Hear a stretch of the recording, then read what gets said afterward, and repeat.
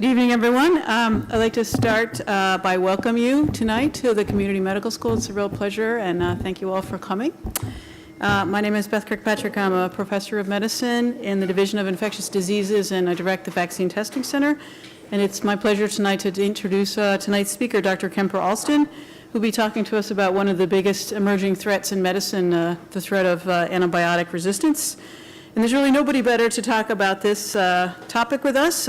Dr. Alston did his undergraduate training in Tulane and Columbia Universities and his medical degree from the New York Medical College in Valhalla, New York.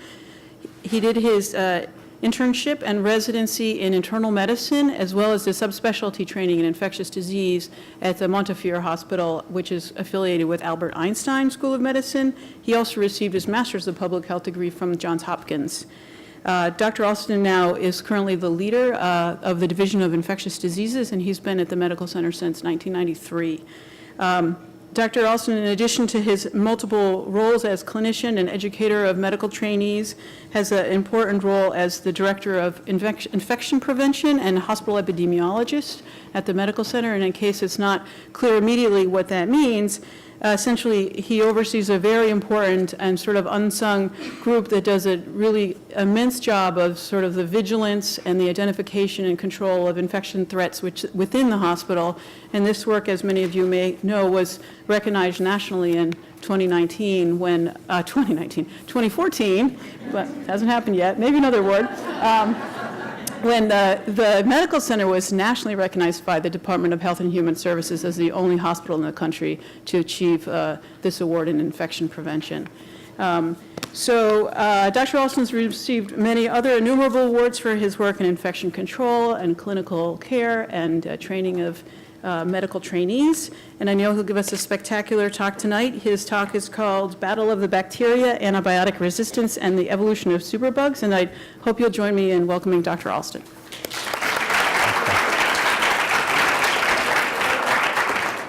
I have to do something.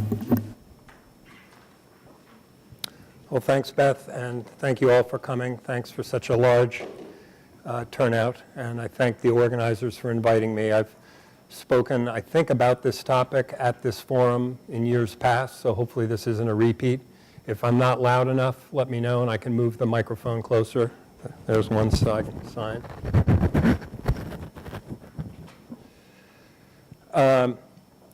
It's always fun to talk to an audience different than the usual audience that I speak to, being medical students and residents and colleagues. And it's great to have the opportunity to speak to the community. The only challenge, of course, is that you probably represent a diverse group with a diverse understanding of the topic. And I suspect there's some people in the audience who know more about this than I do, and there are probably people in the audience who have never thought about this much in their life. And so I've tried to make this talk as basic, as simple as I can, and to try to rid it of as much medical jargon as I can. And I read through it 1,000 times trying to do that, but you can always ask me after if I say something that doesn't make sense. I'm the only one standing between you and dinner, and I'm the only one standing between me and dinner. So that's it, I'm done. I'll try not to take the entire time, but I'll try to go slow enough so that I can convey the concepts that I want to impart. The thrust and the goal of my talk tonight will be to change the way you think about antibiotics and begin to think of them as different drugs than all the other drugs that people are prescribed. These are really quite different in a myriad of ways, and I'll try to at least transiently change the way you think about antibiotics and how you think about taking them. Superbug, that term sort of made it into the title, and that was part of the goal of this. And this article is just from January. This got a lot of press of a woman who died in Nevada, I believe, with an infection that was untreatable by available antibiotics. So this got a lot of press, and this was labeled a superbug, and it's a superbug you may probably have never even heard of. The abbreviation is CRE. And that's kind of the new thing now. And on the left, I've put some CDC estimates. I don't know how they derive these estimates, but estimates of the magnitude of this problem just in the United States alone. But this goes back to 2007, so this is 10 years old. So this makes the point that this superbug notion is not new. And indeed, the bacteria that they allude to in this paper are not CRE. CRE hadn't even been described 10 years ago. These are different bugs. They talk about Clostridium difficile, and one you've probably heard about, MRSA, or people call it MRSA. So this makes the point that this is not a new problem, which is something I wanted to convey tonight. This isn't some sudden outbreak of a newly identified menace. This is more a logical, stepwise progression of an inevitable problem that people have seen coming since the 1950s, and which, watching this play out in slow motion over the last 50 or 60 years, we as a profession have been unable to stop. So that's one point. And the other point is there's not one superbug. In 2 slides, I've named 3. And if you look at a recent list of concern from the Centers of Disease Control, they list 10 or 20 organisms of concern. The Clostridium difficile and CRE I mentioned are in the top so-called urgent threats. MRSA, I think, is in the middle category. But you can see that there are a lot others, and this isn't even a comprehensive list. You could put HIV on this list, which is now multidrug-resistant in many patients that we treat. Influenza. You could put Candida, which is the 3rd among the serious threats. That's a fungus that causes common yeast infections. There's now a strain, which we don't think much about. There's a strain of Candida now in hospitals now in the United States that causes blood infections and is resistant to the usual drugs used to treat Candida as a fungus. There are protozoal parasites like malaria that are now broadly drug resistant. So this isn't a problem just of bacteria. There isn't just one superbug. Every year we sort of shift our sights to whatever the new threat seems to be. But this is an extensive, broad program that won't be fixed with one solution. And indeed, no one knows ultimately how to fix it. So I'll come back and try to make some of those points again and solidify that in your mind. So my objectives tonight, just on the assumption that some of you may not think too much about antibiotics all the time, I'm going to impart a few simple comments about how antibiotics work and how microbes become antibiotic resistant. And then I've chosen as sort of a case study, just pick one of these to give you in more detail, the case of MRSA, mainly because it's just one I'm capable of, and also it's one that many of you may have heard of and may even have personal experience, or a family member may have personal experience with, and then wrap up by talking about some basic control measures. So that's the goal for tonight. So a few things about antibiotics. If we talk about antibiotic resistance, you have to have some fundamental concepts about antibiotics. Antibiotics are drugs, and they have to bind to a target. So each antibiotic has a target, either on the surface of a bacterial cell or in some cases inside the cell. And different types of antibiotics, you know, the 50 or 100 antibiotics that are available to us can be sorted into 5 or 10 groups. Each of those groups have their own target. So different classes of antibiotics have different targets. And once an antibiotic successfully binds to its target, if it can, and I'll come back to that, that's part of the problem, but if the antibiotic survives to reach the target and can bind to the target, it can either kill a bacterial cell or perhaps inhibit it from growing. It may not kill it altogether, but inhibits its growth. And I think it's worth remembering a simple concept that antibiotics alone are not sufficient to treat infections and to keep us healthy and free of infection. Right? So if you're born without an immune system, you cannot survive. You can't just put those children on antibiotics and expect them to survive. If you lose your immune system, say with AIDS, you can't keep them alive forever with medications alone. So it's very important that you have a functioning immune system. It's very important that maybe an abscess be drained or an infected piece of hardware like metal or cement or plastic be removed to complete a cure. Antibiotics are a major part of treating infection, but are not the sole part.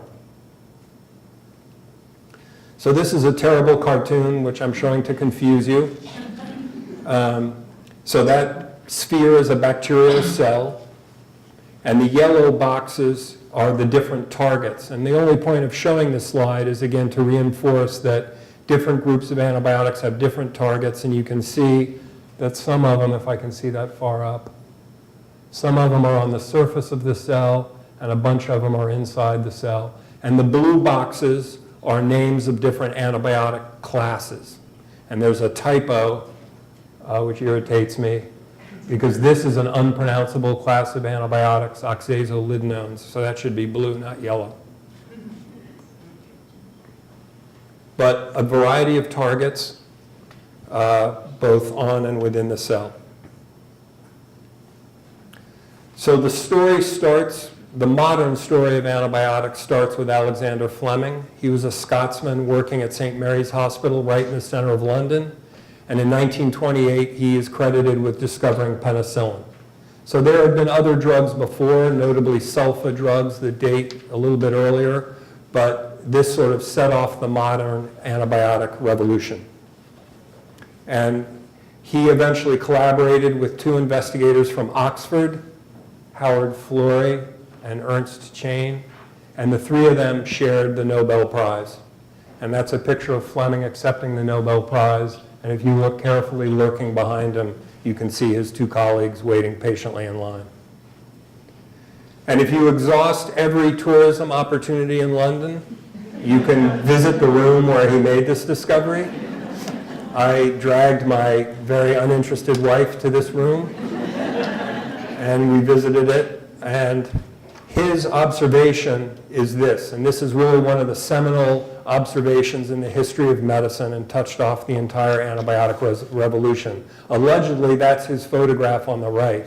But he had gone away for the weekend, and when he came back and looked at his agar plates that were growing staph, he noticed that something, didn't know what, but something, had landed on, this thing had landed on the plate, and he made the observation that in the area around it, there were fewer, if any, colonies of staph.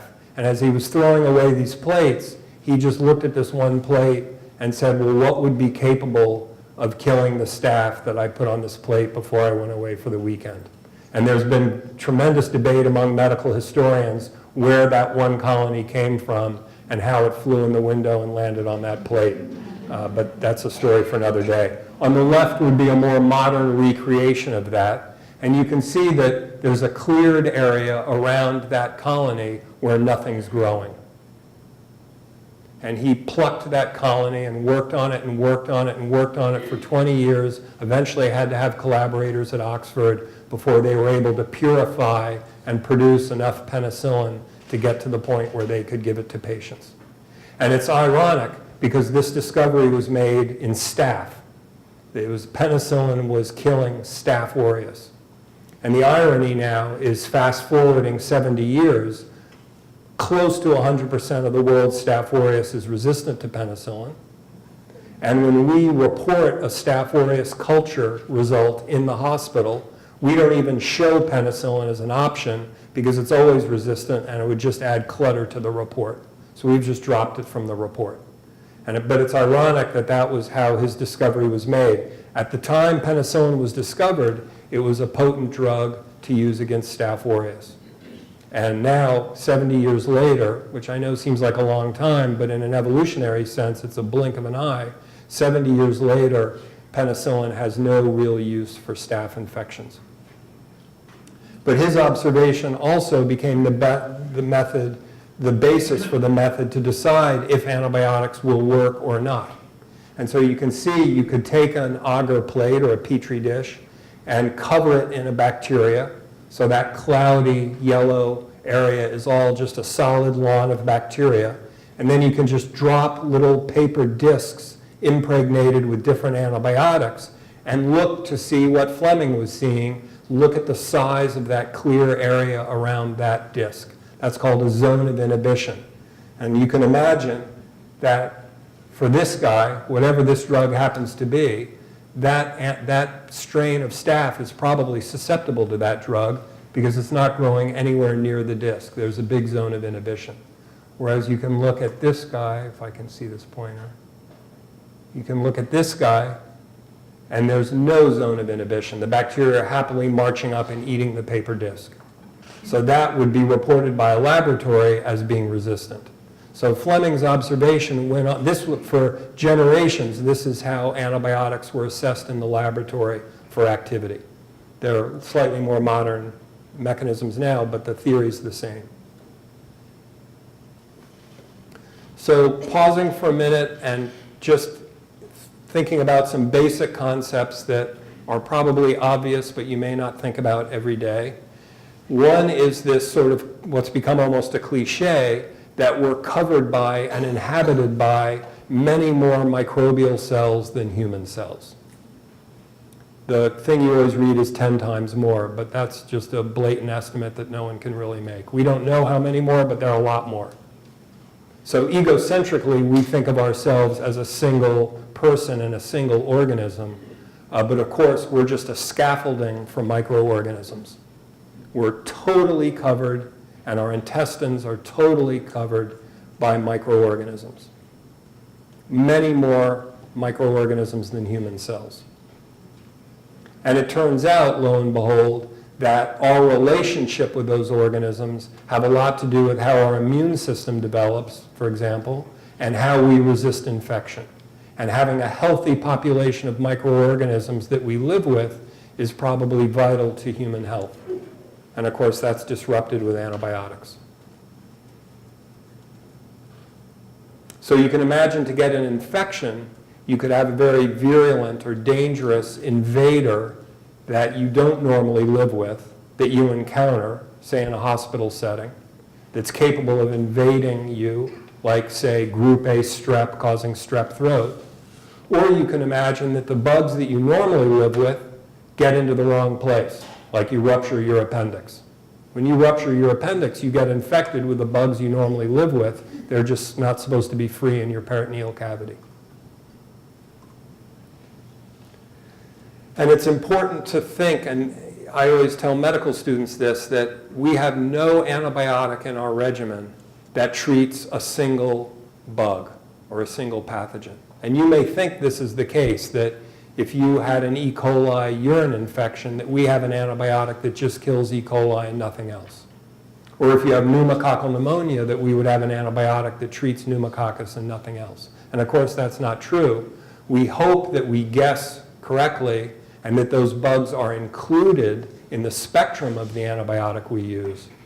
But the antibiotics we use to varying degrees hopefully kill or inhibit this invader, but also kill or inhibit much of the normal flora that we live with.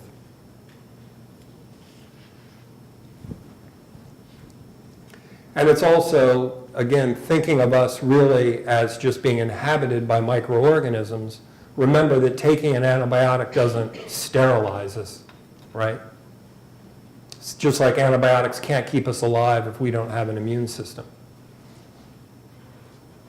So all antibiotics do is transiently, days, weeks, months, shift the bugs that we live with. They kill off, hopefully, the pathogen that's making you sick, and kill off some huge segment of the population that you live with. And then the organisms you lived with are shifted and altered and are abnormal, in a sense, and probably lack diversity for weeks or months following that course of antibiotics. And that makes you more susceptible to infection. So paradoxically, taking antibiotics can make you more susceptible to unusual infections because you've killed off the normal bugs which resist colonization by an invader. They occupy that biological niche, and a healthy microbiome is important for fighting off and excluding more virulent bacteria, more abnormal bacteria you may come in contact with. And finally, another concept for those of you who don't practice medicine or are not in the healthcare field, it's always a source of frustration for patients and families that sometimes we don't make an accurate diagnosis. And it's mind-boggling that in 2017, for many of the infections we treat, we have no idea what we're doing. And it's pure guesswork. We assess you and listen to your story and examine you and look at your x-ray and look at your blood work, and we make an educated guess about what the most likely bug would be to cause that kind of illness. And we guess and give you big gun antibiotics, hoping that somewhere in there, the one that's making you sick will be susceptible. Something simple like pneumonia occurring in the community, very, very common.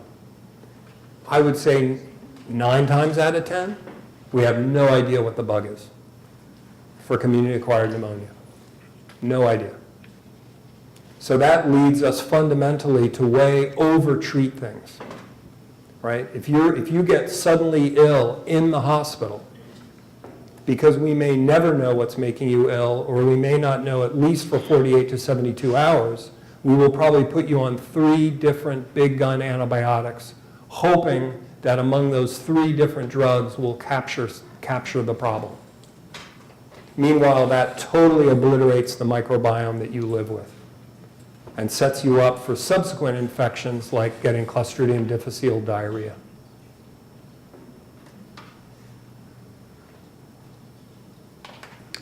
Another fundamental concept is that, and remember I started by saying I wanted to change the way you think about antibiotics.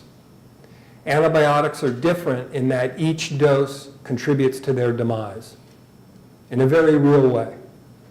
And they're all time-limited drugs. So the example I always use is if you take a Lipitor to lower your cholesterol, and your great-grandchildren 100 years from now take a Lipitor, their cholesterol will drop. If you take an aspirin to relieve a headache, 100 years from now an aspirin will relieve your headache. But antibiotics aren't treating us directly. Another weird thing to think about. They're treating the bacteria that we live with. They're altering the bacteria that we live with. But we don't sterilize people with them. They just, to some degree, develop drug resistance. And so antibiotics fade away faster or slower than others. Some are very durable, like Vancomycin, which I'll talk about, has lasted for decades. Others have a shorter lifespan. But they're all temporary drugs, and we as professionals sort of burn them out generation by generation and wait and rely on the pharmaceutical industry to get new ones approved by the FDA faster than we burn them out. They're all time limited. And you can speed up this process or slow it down depending on how you take care of them as a class of drug.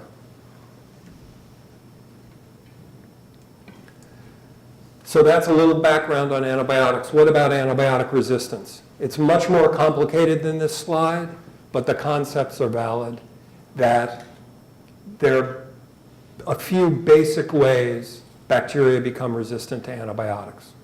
Remember, they have to bind to a target. So they have to survive to get to the target. So one thing a bacteria could do would be to synthesize an enzyme that destroys the antibiotic before it gets to the target. That's a very common mechanism. A second mechanism would be the antibiotic survives, maybe because chemists have tinkered with it and altered it to make it more durable. But when it arrives at the target's changed. The bacteria has synthesized an alternative target that no longer binds the antibiotic. And that's what MRSA does.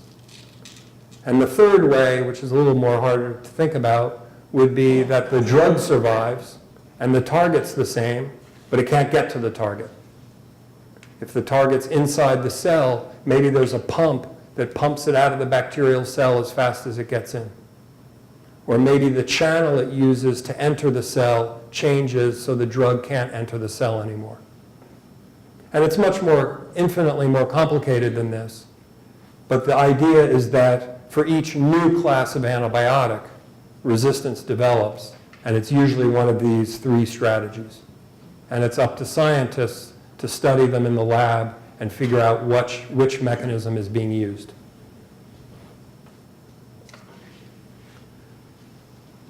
That was another terrible slide, so you can thank me. So another interesting concept is how have things gotten so bad so quickly in just 70 years?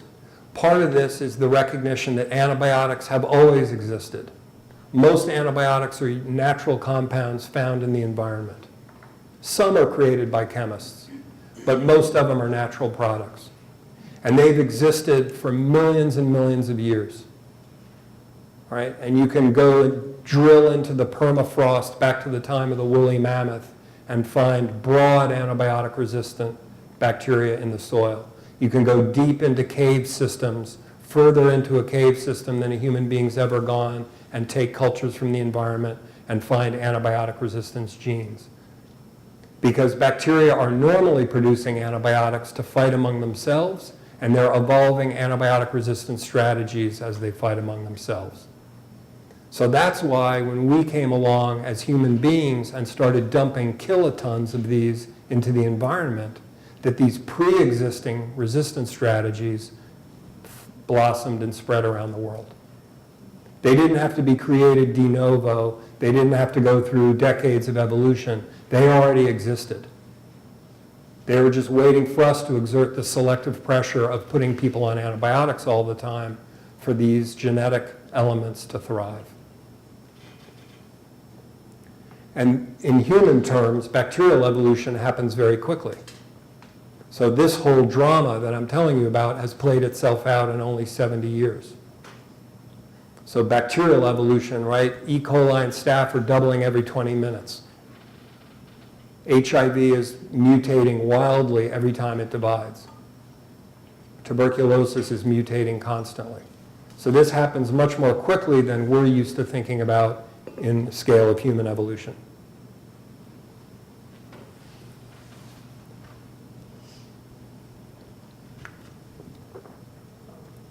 And resistance, therefore, correlates with antibiotic use. If you were able, as a country, to eliminate use of an entire class of antibiotics and didn't expose any bacteria to that, and you kind of controlled international travel, you could imagine that bacteria would become naturally more susceptible to that class of antibiotic. But conversely, the more we use, the more resistance we see. And it can happen quite locally on a burn unit or in an intensive care unit or in a daycare center or in a prison or on a high school wrestling team. Or it can be a global phenomenon hastened by international travel.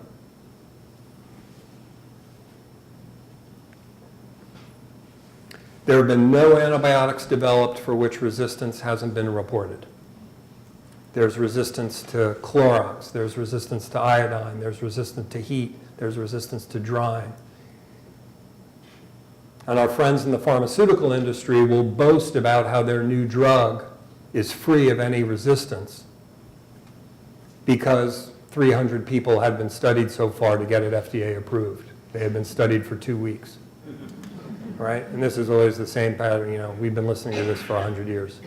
But as soon as the antibiotic comes into clinical use and people start prescribing it in large quantities and over-prescribing it and inappropriately prescribing it in great quantities, lo and behold, resistance always develops. Always. It's just a question of how quickly. And again, certain drugs it'll happen quickly, certain drugs it happens very slowly.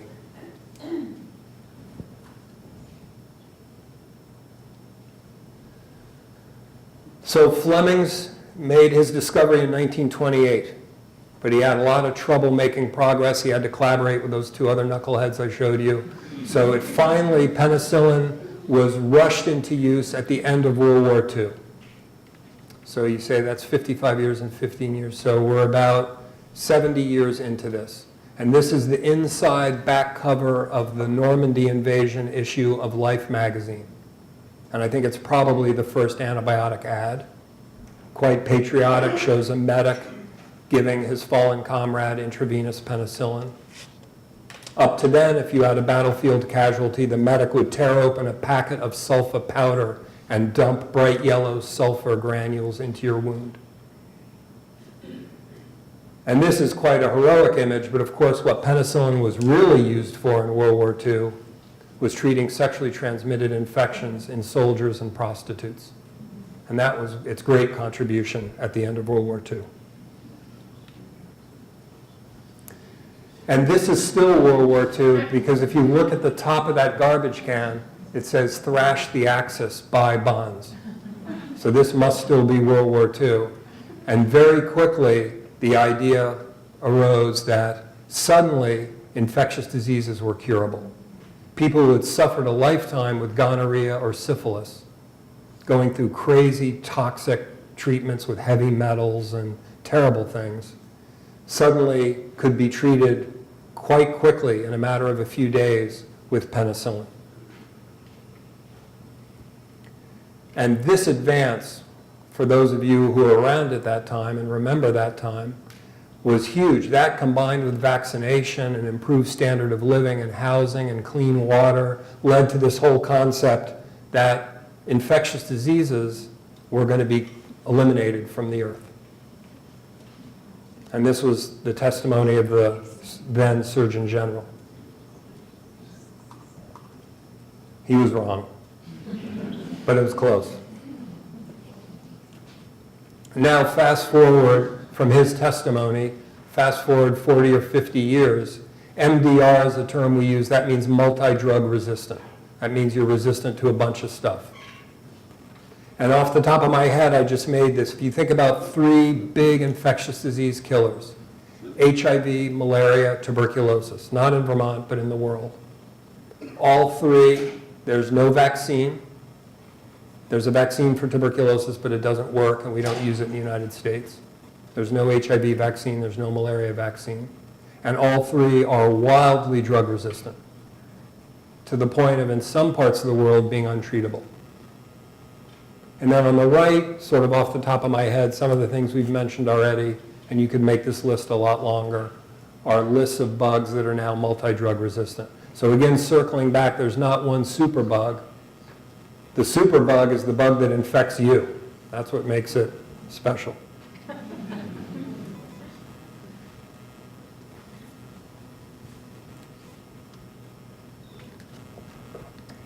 And something we're not going to talk about tonight, but I think about a lot, are strains of tuberculosis that are TDR, not MDR, but TDR, totally drug resistant. And tuberculosis, as some of you might recall from many years ago, is a chronic infection that people might have for their whole life. They might have for decades. You can certainly get on an airplane and travel anywhere you want in the world.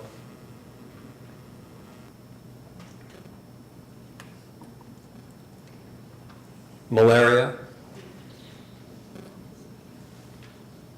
potentially fatal infection that might be very drug resistant depending on where you contract it in the world. And if you push the argument to perverse limits that the pressure applied by antibiotic exposure causes bacteria to either mutate or exchange genetic material to allow themselves to become drug resistant, if you push that argument far enough, you can get some weird things, like this paper from a very prestigious journal, Science, where you have bacteria subsisting on antibiotics as a carbon source. Again, sort of making the point that the idea that we're going to control this problem simply is probably not reasonable. Or this paper from my buddy Henry Framow from a long time ago. This is from a quarter century ago.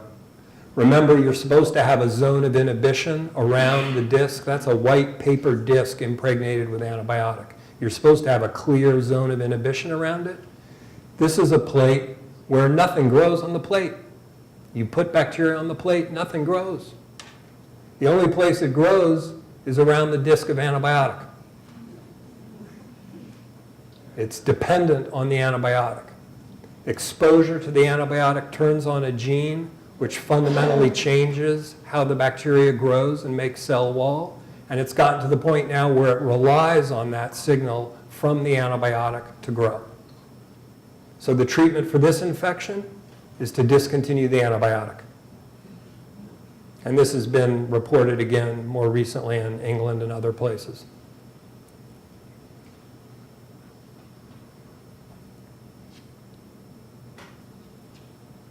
So as a case study, and I'll try to pick up the pace a little bit. As a case study, I'm going to tell you about Staph aureus. Again, this is not the worst story. It's just the one I understand the best, and I can maybe impart to you most clearly. So Fleming's drug is introduced in the mid-40s, as I showed you, and it is a drug active against Staph aureus, and indeed that's how he made his discovery.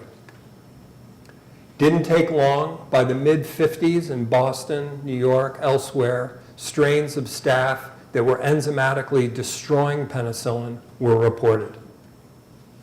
So again, on an evolutionary scale, this happened quickly. How could it happen so quickly? Because those enzymes already existed in nature.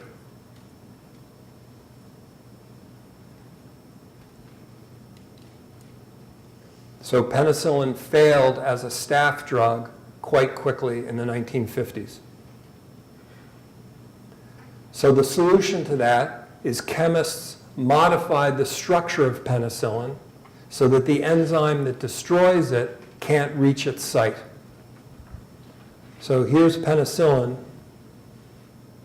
and this is where the enzyme binds to it and destroys it.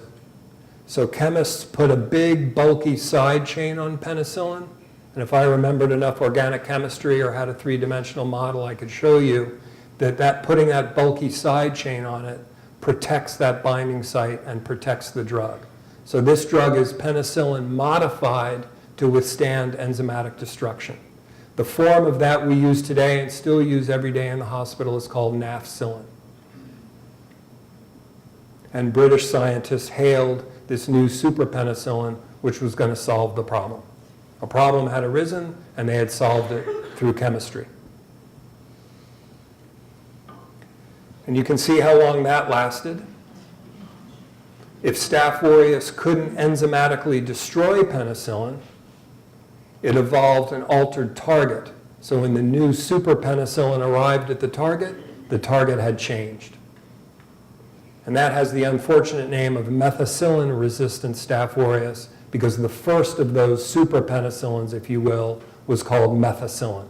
It's a historic drug we don't use anymore.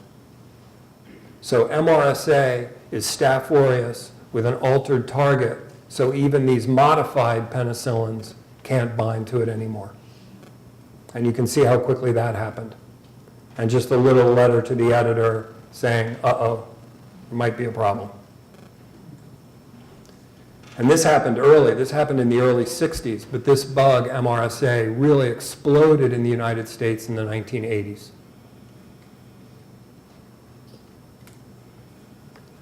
So penicillin had failed. Chemists had modified penicillin, and that had failed. So the next solution was to go back to the drawing board and pull that drug off the shelf that had been abandoned because it was so toxic, called vancomycin. And people remembered old vancomycin. It was so impure, it was called Mississippi mud. And when a hospital would order it, they would get a vial of brown rocks that they would reconstitute and administer to the patient. Vancomycin was rushed back into service, and I love this symposium that, in my mind, was held quite recently in 1978, reassessing vancomycin, a potentially useful antibiotic. And what a concept. 30 years later, millions of people around the world have had their lives saved by vancomycin as essentially the only treatment for MRSA. So by picking an entirely new drug in a new class, it didn't care about the enzyme that destroyed penicillin because it's not penicillin. It didn't care about the altered target because it doesn't use that target. It's in a different drug class. It's an entirely different drug. And it turns out vancomycin is a big, complex molecule which doesn't get enzymatically broken down by bacteria. And the target was thought to be so vital to bacterial growth that it could never change the target. And when I was a fellow, not too long ago in prehistory, I was taught, don't worry about vancomycin resistance. We don't know how vancomycin works, and if we can't figure it out, the bacteria certainly can't. And the first being that figured out vancomycin, of course, was the lowly Enterococcus. What happened was Staph aureus didn't become resistant to vancomycin first. What happened first was Enterococcus, which is a normal part of our microbiome living in our intestines normally. Very rarely causes human infection. This guy figured out a way to become resistant to vancomycin.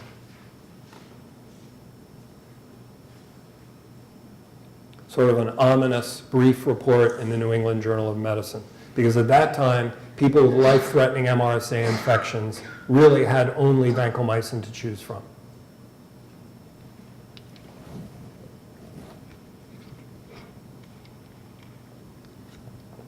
And around the millennium, we as infectious disease specialists got updates from CDC about what to do when Staph aureus figured out this trick.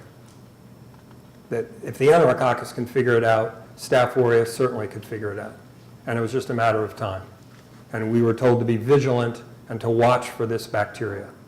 And then in 2002, it happened. The RSA, if you will. Staph aureus that's not only MRSA, resistant to those penicillins, but is now resistant to the rescue drug, vancomycin. And one of the merciful oddities of this story is that 15 years later, this has only happened about 15 more times that we know of in the world. It's never happened in Vermont, where we have an MRSA resistant to vancomycin. It's happened in New York State, not too far from here, but it hasn't happened in Vermont. But we test every strain of staph against vancomycin, even though 100% are susceptible. We test each one to make sure it's still susceptible. But resistance has happened. And if it's happened, if it can be biologically done, then we know ultimately it will spread. So what happened? The pharmaceutical industry figured this might be a way to make money and help people. That penicillin was burned out, that super modified penicillin was burned out, vancomycin was in the process of dying, so we needed something new so that people could safely have surgery and safely go to the hospital without dying of staph infections. So amazingly, in a very brief period around the turn of the century, the pharmaceutical industry got FDA approved all the way to market 3 different drugs, the unpronounceable quinupristin, dalfopristin, daptomycin, and linezolid. 3 different drugs from 3 different drug classes, totally unrelated to penicillins and totally unrelated to vancomycin. Really quite an achievement. And 2 of these, we don't use the first one because we can't say it. If we can't say it, we refuse to order it. The other 2 we still use quite a bit. Every day across the street in the hospital, we use these guys all the time to deal with resistant bacteria. And this is what we got for that. Just kind of picked 3 papers at random. Again, we would have been told, don't worry, these are entirely new drugs the world has never seen before. There will be no resistance. We take the sandwich and the ballpoint pen and keep moving.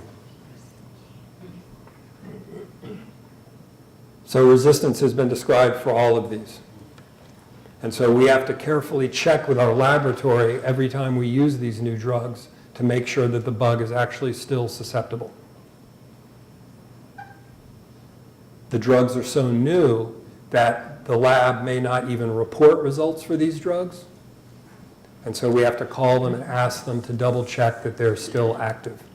We can't assume anything, especially if someone comes to us from New York or Boston or Spain or Thailand, where they might have a strain of bacteria that we're not used to seeing here. And then, lo and behold, more interesting things happened if you're an ID geek. For the first time, vancomycin, that big complex molecule, was modified by chemists. And that led 3 drugs, telavancin, dalbavancin, oritavancin, are all the first derivatives of vancomycin, modified by chemists to make them more resilient and more potent.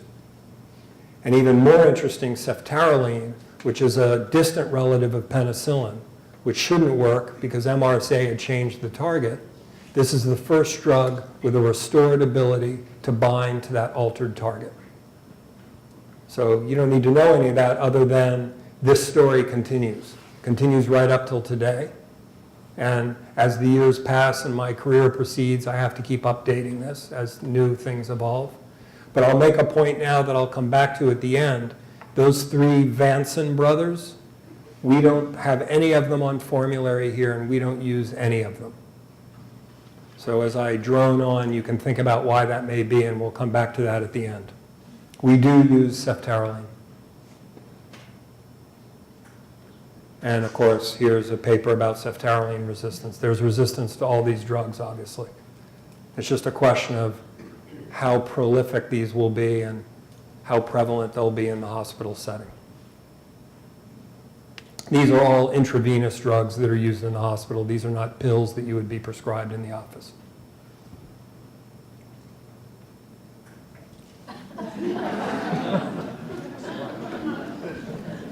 So this is really a good story, partly because it's over, and partly because the pharmaceutical industry has been able to keep one step ahead of our burning these drugs out, and we can still, to this day, walk across the street and treat everybody here with a staph infection, regardless of the strain they have. We may have to pick some of these newer drugs, but we can always treat them. So it's ultimately a good story. Far worse, those staph are in a, you can group all bacteria, sort of how they look under the microscope as being either gram-positive or gram-negative, staph or gram-positive. Much worse and much more confusing and complicated is the story with gram-negative bacteria, which I can't possibly even start to understand, so I'm not going to talk about it. But that superbug I showed you in the first slide, that's this bug called CRE, carbapenem-resistant enterobacteriaceae. These are entirely different bacteria like E. coli, which you've probably heard of, like Klebsiella, that have the potential now to become resistant to every drug we have in the hospital. This is a much worse story. It's just much more confusing and probably not as appropriate for a session like this. And this bug is sort of the ultimate superbug and has kind of led people to muse in editorials about a post-antibiotic era. Because we always talked about the pre-antibiotic era, what it was like to get pneumonia in 1928. You'd wait around to see if your immune system could rescue you. And then we're in the antibiotic era. And the question is, are we lurching towards a post-antibiotic era where the pharmaceutical industry can't keep pace with the spread of resistance, and we end up with patients who are essentially untreatable? And that's the debate. Are we crying wolf and gloom and doom, and are we being hysterical all the time, or is this really something possible? And you should know, being here in the comfort of Carpenter Auditorium, that in Vermont we see much less drug resistance than in other parts of the world, right? We don't have big cities. We don't have huge teaching hospitals. And the main thing is we don't have multiple big teaching hospitals, right? The problem in New York and Boston is you have nuts like my mother who go to a different hospital for each different thing they do. And they're moving among different hospitals, exchanging patients, transferring patients between hospitals, and moving their resistant bacteria among different facilities. We here at UVM don't share patients generally with other large academic urban medical centers, certainly those around the world. And that has saved us. Our geographic isolation, being in such a rural state and such a small town and such a relatively small hospital, has served us very well with the problem of antibiotic resistance. But if you go to Spain or Thailand or New York City, if you get an infection, you may need an infectious disease specialist to figure out how to treat it. And not to say we're immune from this problem. This is a UVM culture report. We didn't really believe it, so we sent it to Mayo Clinic. You can see at the bottom to confirm it. This is one of these CREs. It's just a dumb Klebsiella, should be sensitive to basically everything. And you can ignore the numbers in the middle, but I'll just tell you those numbers are bad. But you can just look at the right column. It's supposed to be an S saying susceptible.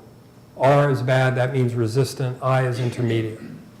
And this is a long time ago. This is August of 2014.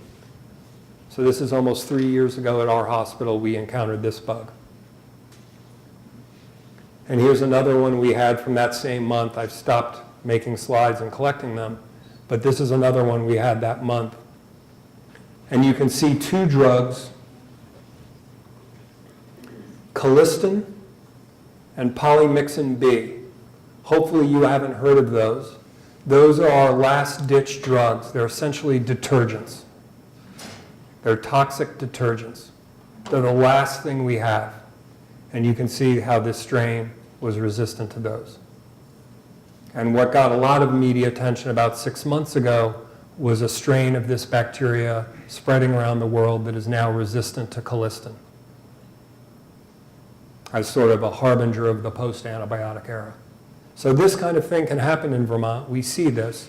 Mercifully here, we see this like twice a year. But again, if you're in a big urban center in Europe or America or in a developing country, you could be in big trouble. So kind of to wrap this up, mercifully, no evidence that any of this is getting better. It's getting worse. It's slow. It's on an evolutionary scale, but it's on a microbial evolutionary scale, so we're talking about 70 years. We as physicians, and you and to some degree in the public, have to think about antibiotics as being different. We order antibiotics the same way we order blood pressure medicines. That's a problem. Every antibiotic prescription should to some degree be scrutinized and analyzed for appropriateness. We can't assume that the pharmaceutical industry is going to outrace our ability to burn these drugs out, and I'll come back to that in a minute, but it costs billions of dollars to get a drug FDA approved and takes many years. And indeed, you think about an antibiotic prescription you recently filled that was so expensive it cost you $100 to fill that prescription. Antibiotics are not generally profitable for the pharmaceutical industry. You take them for a few days and you're either cured or you're dead. That's not a good profit strategy. They want things that are incurable that you have to take the rest of your life. Blood pressure, diabetes, HIV. Those things are profitable because once you start on that medicine, you're taking it the rest of your life. Antibiotics are not terribly profitable. And remember, I showed you those 3 new derivatives of vancomycin, and I said we're not using any of them. The paradox in infectious diseases uniquely is that the minute a drug company spends billions and finally gets a drug to market, the Infectious Disease Society rises up and says, whatever you do, don't use it. So you can imagine if you were on the board of a pharmaceutical industry trying to decide where to spend your R&D money, the last place you would spend it would be in antibiotics. Because if you develop a good antibiotic, people like me are going to say, restrict its use, put it under lock and key, don't tell anyone we have it, and save it for a rainy day. So we need incentives for the pharmaceutical industry to keep them interested in making antibiotics. These are FDA antibiotic approvals in the United States by year.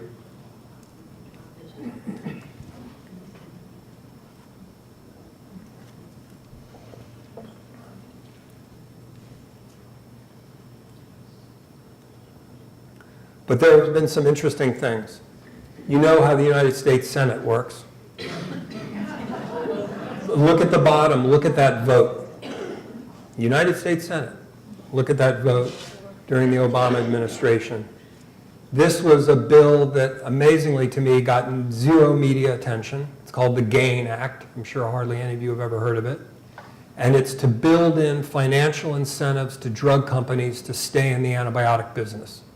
And remember, each drug that gets FDA approved gets a patent life. And when it comes off patent, generic drug companies can make it for pennies, right? And you want generic drugs because they're cheaper because they've come off patent. So one idea would be, if a drug company can actually get a new antibiotic all the way to market, and it's actually a new drug, not a copycat drug, but a new drug, that the FDA could extend the patent life of that drug to make it more profitable for the drug company. That's one example of kind of thinking outside the box and creating incentives for drug companies to make new antibiotics.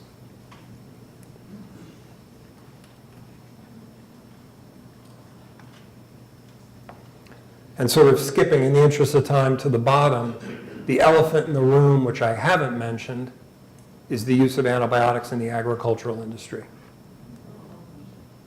75% of U.S. antibiotics are used in agriculture. 75%. And they're not used to treat infections, by and large, as a gross generalization. They're used as growth promoters. Right? And that's one theory being explored for childhood obesity in the United States. We blame childhood obesity on video games and Coca-Cola and sedentary lifestyle.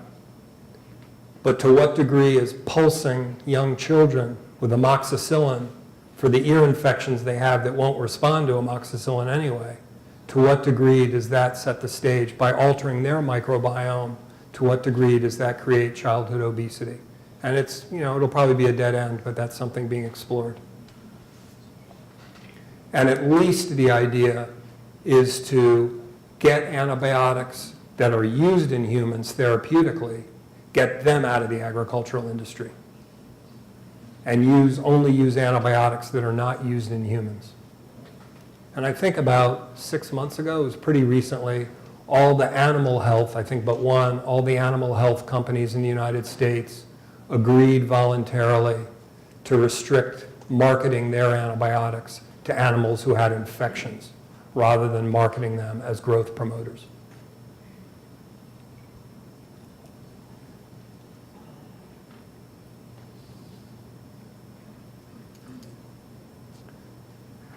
And again, skipping a little bit in the interest of time to that last bullet, sort of ironic, we've heard a lot about executive orders the last 2 months. President Obama signed an executive order in 2014 targeting antibiotic resistance. Really an incredible commitment from the White House to deal with this problem on a grand scale. And this is a big CDC document from 2013. These are hundreds of pages long. This is a White House this is from the White House. I don't know what will happen to this now. This is from March of 2015. Really convening expert panels to think in creative ways about this problem and to think about how we can make it better. And globally, the World Health Organization has a similar document. Massive documents with very technical plans about how to combat this problem. Whew. So I'm going to stop there.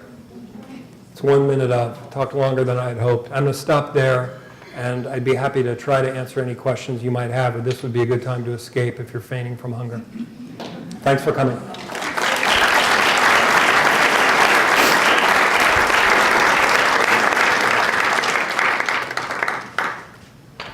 Yes, sure. Is it still a recommendation for us ordinary people to stop using so many antibiotic-resistant products in our home? The question is about using products in the home, like disinfectant impregnated toys, and yes, so there's resistance for all those compounds. And again, those compounds are not going to sterilize the object that you're coming in contact with. So there's a movement to get all these antibacterial products out of common household objects so that they're not exposed all the time. We spend a lot of time in the hospital deciding, as you can imagine, something I'm not going to talk about tonight is how we clean and disinfect the hospital. It's a topic for another night. And we think long and hard about the products we need to use in a healthcare environment to kill all these resistant bugs that are moving around. But in a household environment, you don't need everything impregnated with antibacterial chemicals. That doesn't make any sense. Yeah? Could you speak about the role that probiotics and fermented foods have? Yeah, so the question is about probiotics. It's been all the rage, a lot of publications. Clostridium difficile is an intestinal infection you get if your intestinal flora is all disrupted by antibiotics. And the idea would be to swallow probiotics so you could repopulate yourself. Very rarely harmful. Some people with really weakened immune systems who are treated with large doses of probiotics can actually end up with a probiotic infection, but that's very, very rare. Probiotics probably, other than their cost, do no harm and might in certain circumstances be beneficial. Just understand quickly to make a point that when you purchase a probiotic, you're getting a couple strains of a couple different bacteria that you swallow. If you're taking antibiotics at the same time, your antibiotics are killing those guys too. And the human microbiome is so complex and so rich and varied that the bacteria we live with, most of them can't even be cultured and aren't even named. It's so complex.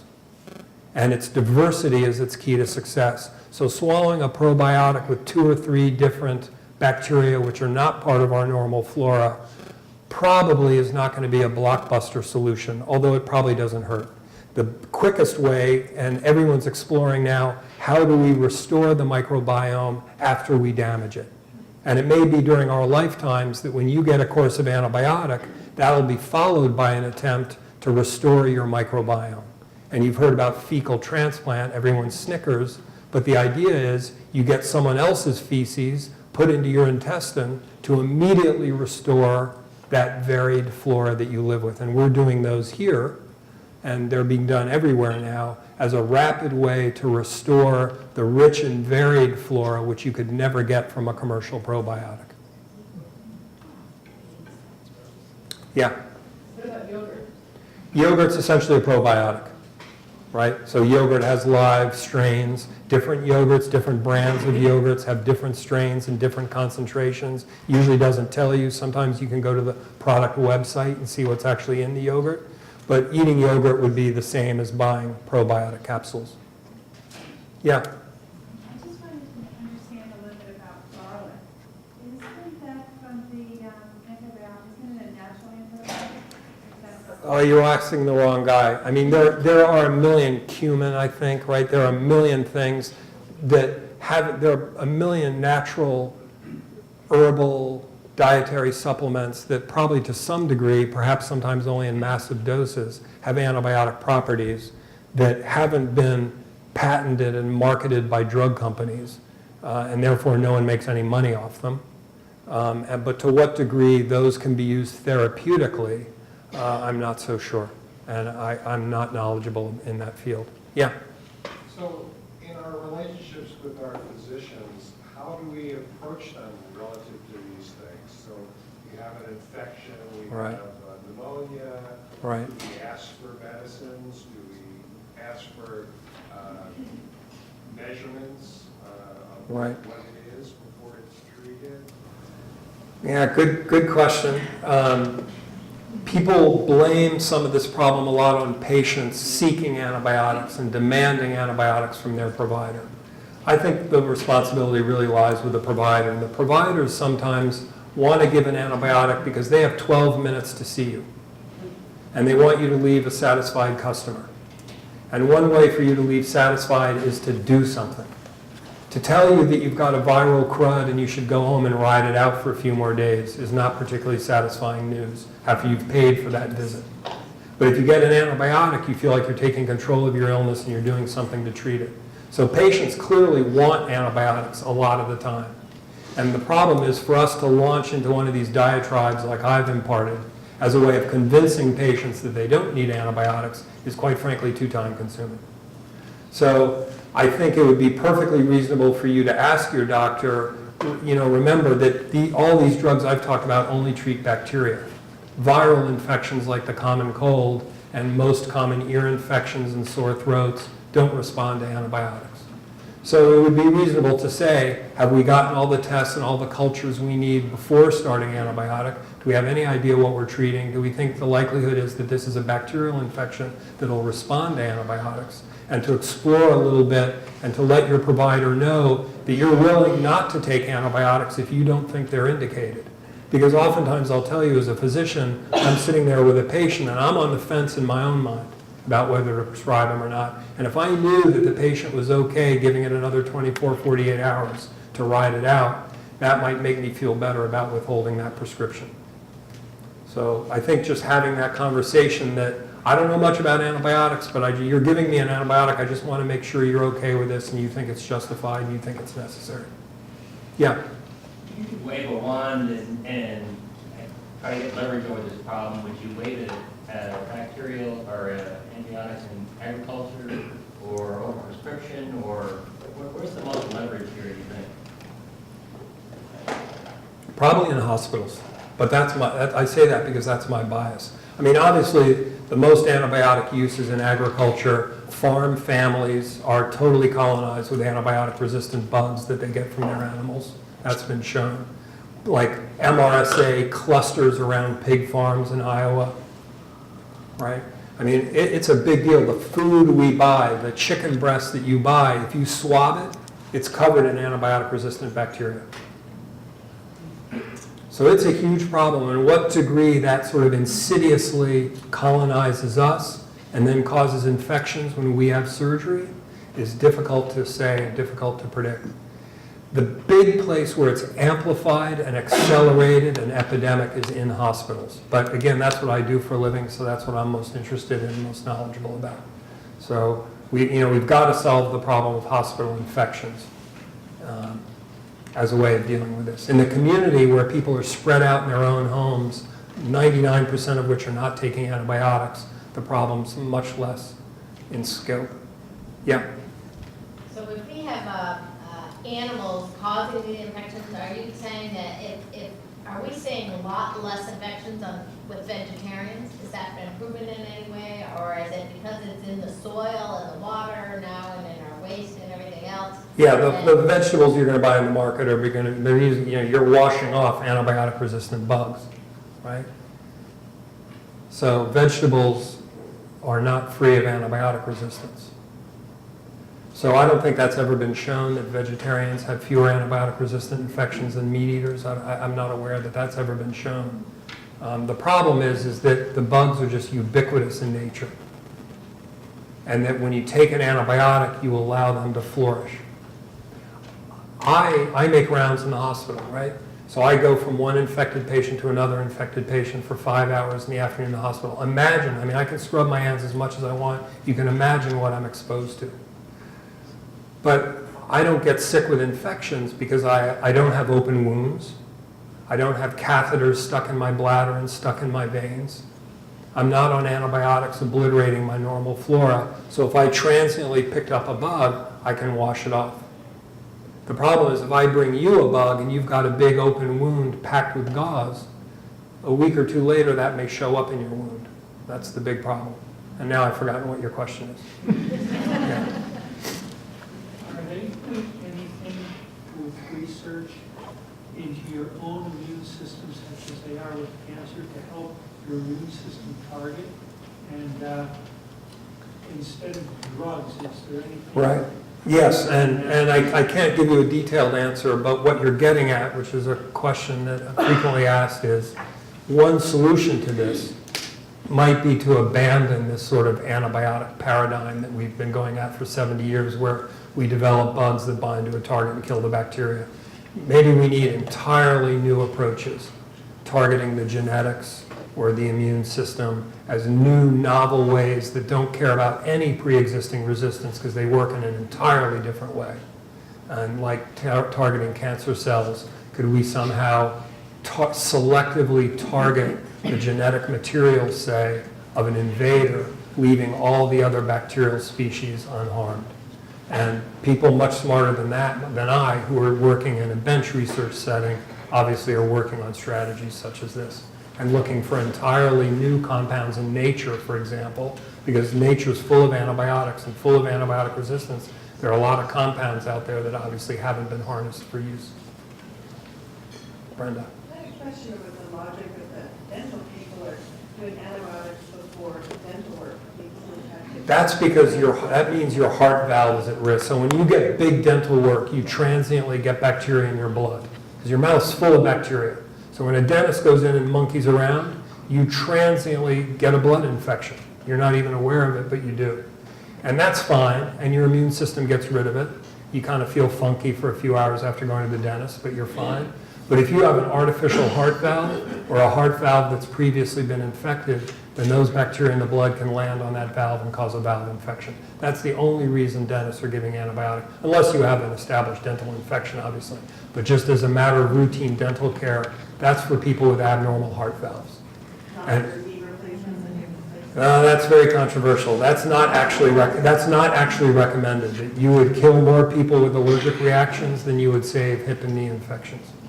So it's actually not recommended. Some orthopedic surgeons recommend it because they want to protect their pride and joy, but it's actually not scientifically justified. But for certain heart valve problems, it is. Yeah.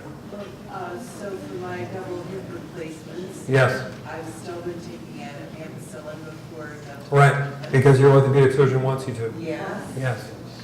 So if you've taken it before and you know you're not allergic and you don't get any side effects, and to get a hip infection or a knee infection is devastating, for you maybe that benefit outweighs the risk. But as a global policy matter, that everybody with an artificial joint needs to go on antibiotics for dental work is not justified scientifically. You would literally do more harm with the antibiotics than good.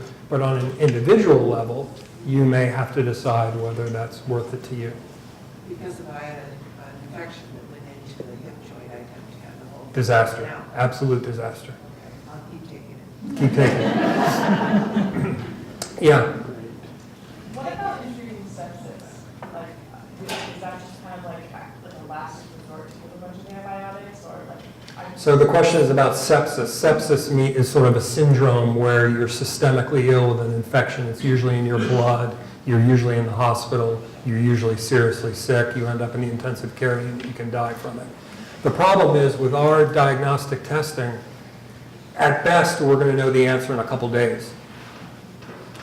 And there's so much antibiotic resistance that we generally at our hospital and most large academic medical centers, we give 3 intravenous antibiotics concurrently on the assumption, and we're hoping and hoping and hoping that whatever's causing your sepsis is included in that regimen. And so that gets to my point about we need better diagnostic testing. If we had a bedside test that we could sort of take a swab from your mouth and stick it in a machine, and an hour later the machine would tell us that it's Staph aureus resistant to penicillin, then we could target your therapy specifically and get rid of those 3 and just put you on one narrower spectrum antibiotic. But we're not there yet. I think it'll happen maybe in some of you, maybe in your lifetime that'll happen. I don't know about my lifetime. But we need rapid, and there have been great strides made in microbiology. Sometimes for some things we get answers in a matter of hours. Like we can tell if you have influenza in an hour. We can tell if you have this Clostridium difficile in an hour. We can tell if you're carrying MRSA in an hour. But the traditional lab culture-based testing that we do still takes a couple days. That's why we give such broad spectrum antibiotics, because the worst would be someone dies and the next day we find out from the lab that their bug was resistant to what we were giving them. Right? That's, as physicians, that's what we live in terror of. So we tend to over-treat due to lack of information. Yeah? In today's Times, there's an excellent article about a surfer who was a postdoc in California who's collecting samples from all over the world of people's skins and the feces and everything else, looking for resistance. And he points out that surfers swallow a lot of water. Right. And that water has something. Right. It's Sewage. today. Yeah, interesting. I'll look at that. Yeah, in the back. Phages, how do they play in this?